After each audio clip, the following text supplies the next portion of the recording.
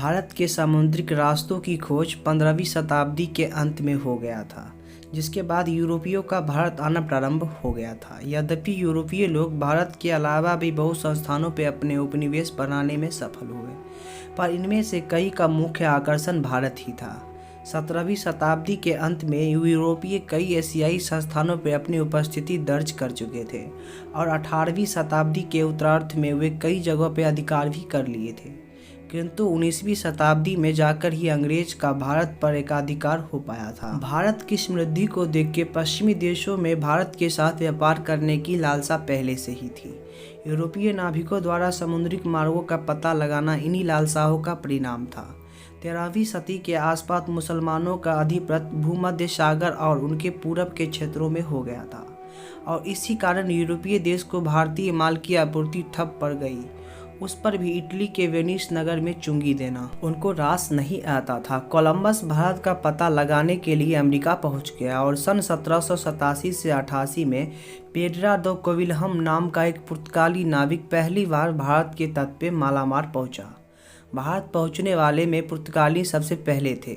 इसके बाद डच आए और डचों ने पुर्तगालियों से कई लड़ाइयाँ लड़ी।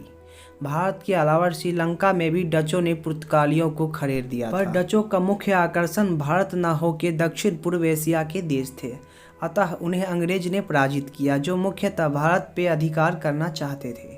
प्रारंभ में तो यूरोपीय देश का मुख्य काम व्यापार ही था, पर भारत की राजनीतिक स्थिति को देखते हुए उन्होंने वहां साम्राज्यवादी और औपनिवेशिक नीतियां अपनाना प्रारंभ किया। 17 मई 1498 को पुर्तगाल का वास्को डी गामा भारत के तट पे आया, जिसके बाद भारत आने का रास्ता तय हुआ।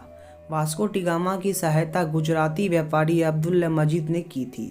उसने कालीकट के राजा, जिनकी उपाधि जमोरिन थी, उनसे व्यापार का अधिकार प्राप्त कर लिया। वहाँ सालों से संस्थापित अरबी व्यापारियों ने उसका विरोध भी किया था।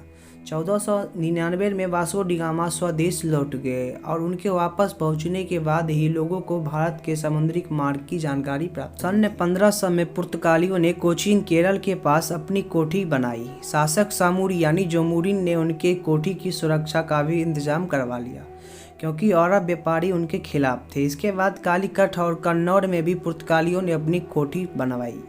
उस समय तक पुर्तगाल भारत में अकेली यूरोपीय व्यापारी शक्ति थी। उन्हें बस अरबों के विरोध का सामना करना पड़ता था। सन 1510 में पुर्तगालियों ने गोवा पे अपना अधिकार कर लिया तथा उसे अपना प्रशासनिक केंद्र भी बना लिया था।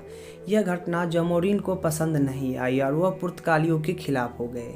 पुर्तगालियों ने भारतीय क्षेत्र का पहला व्यवसाय डी अल्मोड़ा को नियुक्त किया। उसने 1510 में कालीकट के शासक जमोरिन का महल भी लूट लिया। पुर्तगाली इसके बाद व्यापारी से ज़्यादा साम्राज्यवादी पे नजर आने लगे। वे पूर्व के तट पे अपनी स्थिति को मजबूत करना चाहते थे। अल्बुकर्क के मरने के बाद पुर्तगाली और क्षेत्र पे अधिकार करते गए। सन 1571 में बीजापुर, अहमदनगर और कालीकट के शासकों ने मिलकर पुर्तगालियों को निकालने की कोशिश की, पर वे असफल रहे। सन 1579 में मद्रास के निकटस्थों में बंगाल में हुगनी और चटगांव पे अधिकार करने में वे लोग सफल रहे। 1580 में मुगल बादशाह अकबर के दरबार में पुर्तगालियों ने अपना ईसाई मिशन भेजा। वे अकबर को ईसाई धर्म में दीक्षित कराना चाहते थे, पर कई बार अपने नुमाइंदों को भेजने के बाद भी वे सफल नहीं रहे। वो पुर्तगाली भारत के विशाल क्षेत्रों पर अधिकार नहीं कर पाए। उधर स्पेन के साथ पुर्तगाल का युद्ध और पुर्तगालियों द्वारा ईसाई धर्म में अंधाधुंध और कट्टर प्रचार के कारण वे स्थानीय शासकों के शत्रु बन गए और 1612 में कुछ मुगल जहाज को लूटने के बाद उन्हें भारतीय प्रदेशों से हाथ धोना पड़ा। पुर्तगालियों ने हुगली पे अधिकार वहां से गुजरने वाले जहाज़ों को लूटने के मकसद से किया था। 24 जून 1632 से लेकर 24 सितंबर 1632 तक लगातार 3 महीने तक कासिम खां, जो कि मुगल के सेनापति थे, उन्होंने 1.5 लाख की सेना लेकर पुर्तगालियों पे हमला कर दिया। 300 पुर्तगाली और 600 निवासी ईसाई सैनिक लड़ते रहे, जिसके बाद वे भाग खड़े हुए। उन्होंने अधिकतर जहाज को भी खो दिए थे, लेकिन कुछ किसी प्रकार सागर द्वीप तक पहुंचने में कामयाब हो गए, लेकिन वहां व्यापक बीमारी के कारण कई लोग मारे गए। मुगलों के 1000 सैनिक मारे गए, लेकिन उन्होंने 400 पुर्तगालियों को बंधक भी बना लिया था और जिन्हें आगरा लेके आ गए थे। बंदियों को इस्लाम धर्म अपनाने या दास्ता स्वीकार करने का विकल्प दिया गया था। हाँ तो मेरे प्रिय साथियों, आज के इस वीडियो में बस यहीं तक। आई होप हमारी वीडियो आपको काफ़ी अच्छी लगी हो। अगर आपको हमारी वीडियो में कुछ कमी दिखाई पड़ती है तो प्लीज़ हमें कमेंट में ज़रूर बताइएगा, ताकि उस कमी को सुधार के और काफ़ी बेहतर वीडियो हम आपके आगे प्रस्तुत कर पाए। अगर आपने अभी तक हमारे चैनल को सब्सक्राइब नहीं किए हैं तो प्लीज़ कर लीजिएगा, ताकि जब भी कोई नई वीडियो को अपलोड करें तो आपको पता चलते रहे। तो कल मिलते हैं हम एक नई जानकारी के साथ, तब तक के लिए बाय।